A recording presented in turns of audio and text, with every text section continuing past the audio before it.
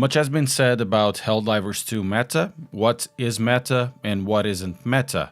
It goes to the point that some users kick players that don't use meta builds. In my opinion, these are thought crimes. And today I'm going to talk about why you should take a screw the meta approach, and if you agree with this approach, subscribe to the channel. Think about this, Super Earth always has been and always will be. Do you think Super Earth makes mistakes that would make very expensive stratagems useless? Only traitors think like this. Super Earth wants you to have fun while eliminating those bugs and robots. In a more serious note, as with any new titles, with plenty of choices for weapons and equipment, Helldivers 2 will have some items that need some attention or a rebalance. After all, the player base is always a better group to test everything than any type of internal testing Arrowhead will have. This rebalancing isn't coming from a place to annoy players or to make certain stratagems better than others, but in reality is done for the exact opposite reasons. Arrowhead changes the balance of the stratagems with the express objective of destroying emerging metas so that instead of having one or two acceptable metas like we've had in the past, and I'm using also air quotes here for acceptable metas, all stratagems are viable as long as they synergize well with each other, with the mission, with the enemy, and with the gameplay you want to have. This type of idea for rebalance, I believe, is the correct way of going forward. And it's also the reason why IGN's piece about Helldivers 2 Premium Warbond system is pay to win is a load of nonsense. While it's true that the new Warbond weapons and armors open up new gameplay possibilities and more flexibility, none of the new items are any better than the old ones. They come with their own set of advantages and disadvantages, and if anything, for example the Blitzer, needs some love as it limits a lot of gameplay without bringing much flexibility to the table. At least that's what I found while playing with the Blitzer. Let me know in the comments how you use this. Anyways, with Arrowhead's thinking of making everything viable, it means that for any given mission there will be a good number of ways to deal with the problem. Stratagems are a set of multi-use tools after all, and there are multiple ways to deal with any specific objective and mission. Because of that, we will have emerging gameplays instead of emerging metas. Users will start to use the tools in ways that they were expected and not really expected to do so, or they will use these stratagems in ways that goes beyond their intended use. Throwing a curveball, in my opinion, everything is meta if you think a little bit.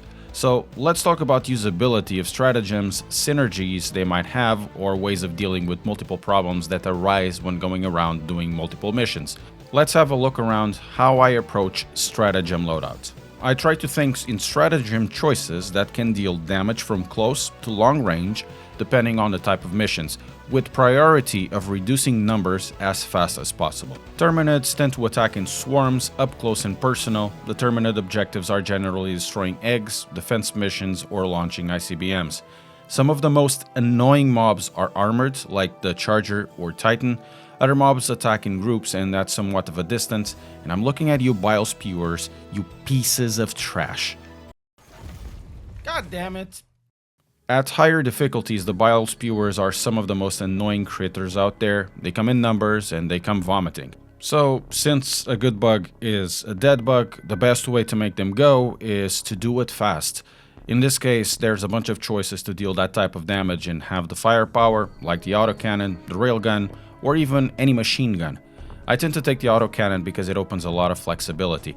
It deals with spewers and makes them explode, oftentimes blowing them up, and sometimes when they're really close together, they take a bunch of other bile spewers and they take up other mobs as well.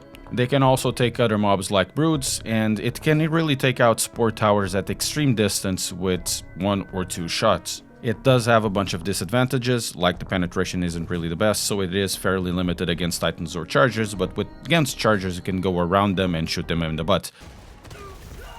No! This is why we really build loadouts, so we can go around these issues in the aggregate. The grenade launcher is also a good choice for mob control, even if the damage isn't the highest, and lets us close bug holes as well.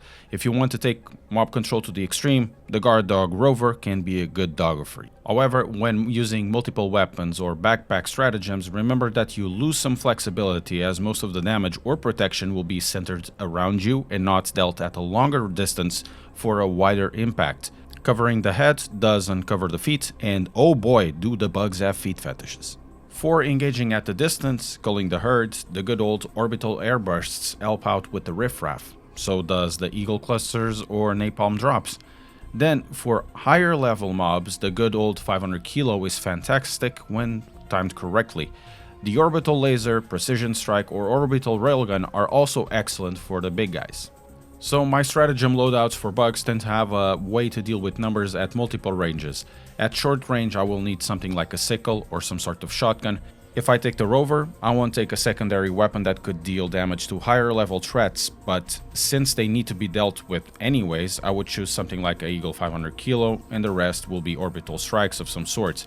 I prefer just to have the 500 strike so that every single strike the Eagle goes to rearm, and that takes around 2.5 minutes, making the cooldown really fast. Orbital lasers are pretty good against high level targets or mobs, but they can only be used 3 times. It's far more useful for automatons, I think, at least for my loadouts.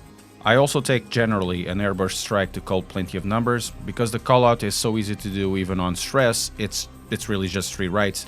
I often use it danger close when I'm being followed by a huge mob, throwing it at the floor near me and running away as fast as possible. Now let's talk about the bots. The automatons, I either take the railgun or the arc thrower as a support weapon because they can take some of the armored enemies. The recoilless rifle is also a great choice, though reloading it takes a long time between shots. It has its place, especially against tanks, and it's also useful against the Terminids, especially the Chargers and the Biles. For crowd control, the same tactics as the Terminids can apply, but because the objectives tend to be in bases, the use of a mortar sentry, for example, can come clutch as the enemies tend to bunch up more and the sentry can lay down damage to multiple structures as well. And that idea opens up another way to use offensive stratagems as well. A well-placed 500 kilo can do a lot of damage inside, disabling multiple assemblies or targets, or if you send a laser stratagem inside, the laser will hop around between structures and high-priority enemies.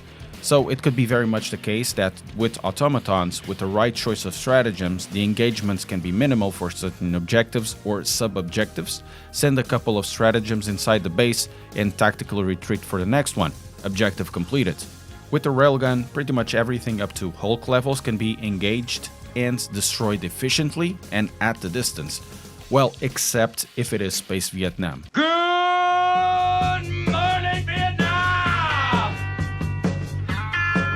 Once again, stratagem loadouts depends of circumstances, and planets are also one of those things that you need to think about. Crowd control stratagems like bursts, rocket pods, or even precision strikes are excellent to thin out a group before an engagement or to cover your retreat.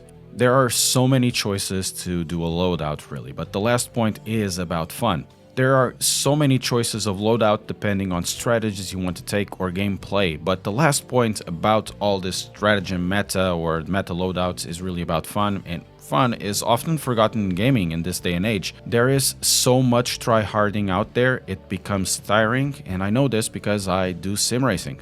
A game like Helldivers 2 is for me the opposite of tryharding. This player versus environment wonder is surprisingly wholesome and refreshing with all of these choices. These are not by any means the only ways to do a loadout. These are the ways I tend to approach it, some of the ways that I try to have fun with, and I also experiment with tactics and stratagems all the time, but I want to hear from you. What is your loadout preference and how do you think about it? If you want to know why I still think that the railgun is still OP, check out this video.